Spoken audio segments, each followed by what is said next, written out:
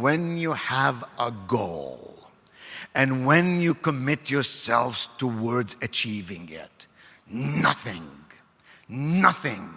is ever impossible. I remember the words of my mother, fourth grade educated woman who had to feed 5 of us, 3 boys and 2 girls, because my father died when I was 6 years of age. I remember the words of my mother who said, "It's perfectly okay to be disappointed. It's never okay to be discouraged." It's perfectly okay to be disappointed. It's never okay to be discouraged.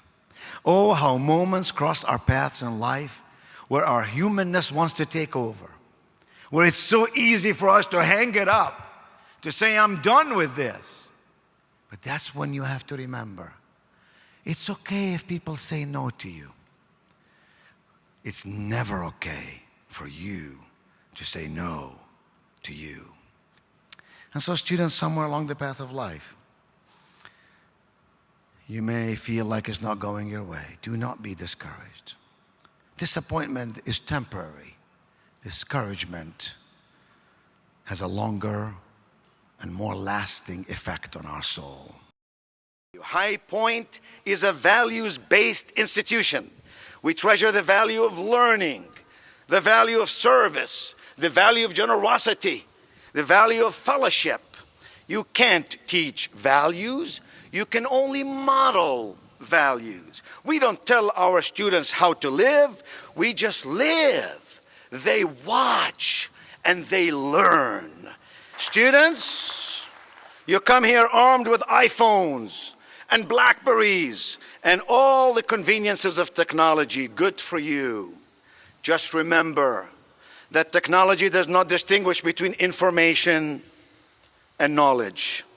You want to access information, but you want to possess knowledge.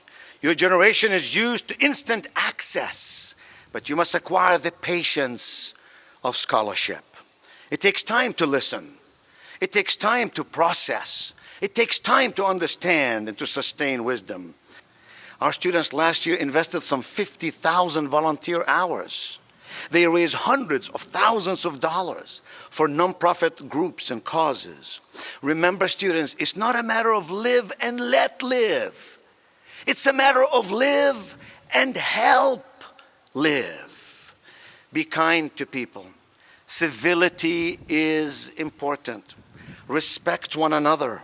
Respect your differences and celebrate your similarities.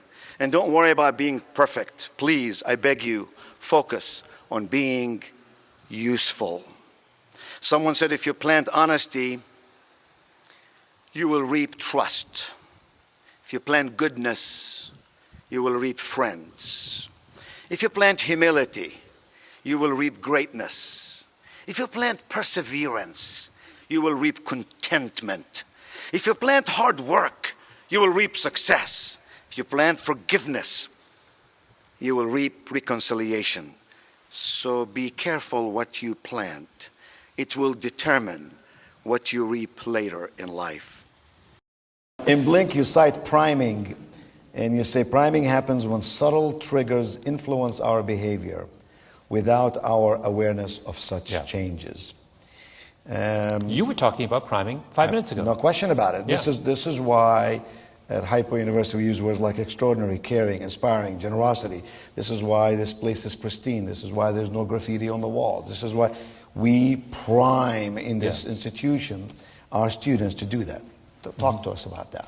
Yeah, this is, I mean, there are so many, I was talking about it earlier when we were talking about Steve Jobs in the factory. Why is the factory white? When you said that's about creating a culture. Yes, exactly. And he's creating a culture by means of priming. He is planting the idea in the environment that we care about order and cleanliness and a meticulous attention to detail, and most of all, and by extension, we care about you, right? That's the real message of painting everything white. He's saying, I even care about the paint, so think how much I care about you as one of my functioning employees, right? That's the message. That's what parents tell us every day. Yeah.